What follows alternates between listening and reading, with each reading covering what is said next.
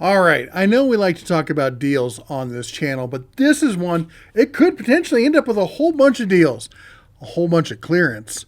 Anyway, what we got here is Bed Bath & Beyond, which used to be one of my wife and I's favorite stores. Well, they just issued some really terribly bad news. Yep. They say they can't pay their debts.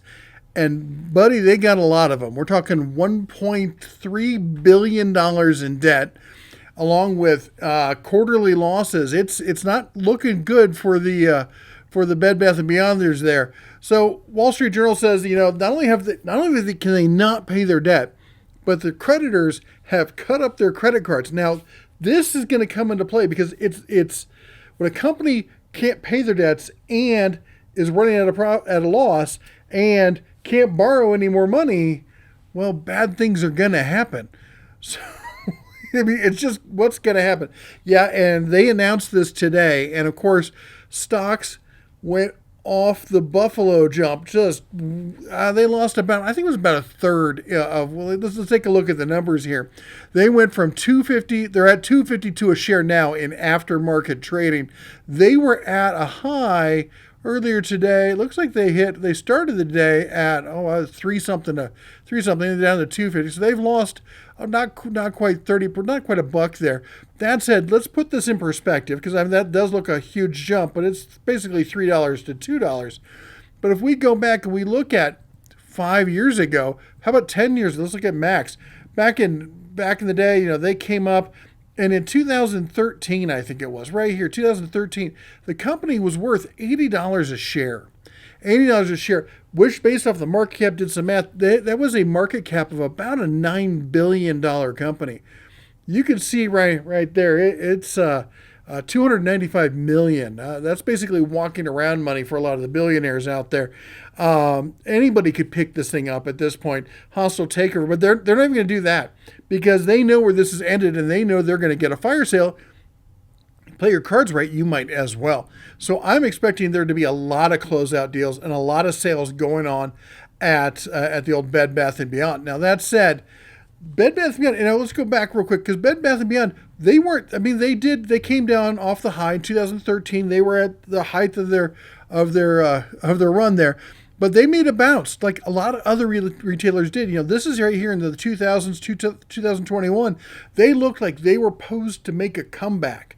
They had just been going down and down and down, and suddenly, boom. But you know what? It was that COVID bounce like all the other retailers got. They thought they were going to hit the ground running. In fact, Bed Bath & Beyond, their CEO comes out and says, we're so sure we're going to launch 8 new brands in the store. It's going to be huge. It's going to be amazing. Well, come 2022, they got one more piece of good news, and that was that the guy behind the whole GameStop stock insanity, if you followed any of that, Wall Street Bets, all that kind of stuff, to the moon, we won't sell, that kind of stuff that was going on. Well, the guy that started all that, the investor who started that, he bought 10% into Bed Bath & Beyond, said the same thing's going to happen here. And we saw the stock shoot up like a rocket right after that. And that was the last piece of good news they got last year. We're looking at April 13th. Earnings reports were abysmal. It was just, blood in the water. The stock was dropping. Things were going bad, and it got worse from there. Come middle of the year, we're looking at June to August. The CEO gets fired, or he was replaced. I like that. Bed Bath & Beyond said their CEO, Mark Triton, has left the company. That's like he went out for milk and didn't come back. I don't know about that. But anyway, they missed their expectations earnings. He was tapped to turn the company around, and he didn't do that, really. So he was out, and it gets a lot worse. The CFO in September, I believe it was, fell to his death.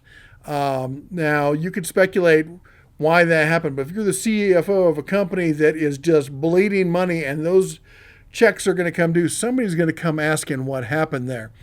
And by the September 15th, shortly thereafter, they announced they're going to close 150 stores. 150 stores closing. And by the end of the year, analysts were saying that's it. Bed Bath & Beyond is dead. And let's be clear, with this news, this may be the last nail in the coffin. I don't know how you recover from this. At this point, they're in the same situation that Sears was. And we've seen what's happened to Sears. All but a handful of stores are gone. Basically, the issue is they can't get stock in this. They don't have any credit. So they can't borrow to buy stock, to put it in the store, to sell, to make money, to pay off their debt.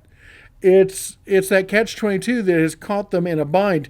And it's one of those, it's a death spiral that big retail can't get out of.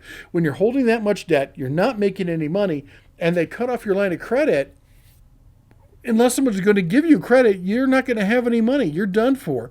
Now, who's to blame for this? Well, you can blame the CEO, you can blame the CFO, you can blame marketing. A lot of people are going to quickly go, I can see them down in the comment, it's the Amazon effect. Amazon put them out of business. And it's really easy to say that. But a lot of people, like I read some articles from back in 2013, people were saying one of the great things about Bed Bath & Beyond is you can go in there and you can buy a $2 towel or a $20 towel or anywhere in between right there in one store.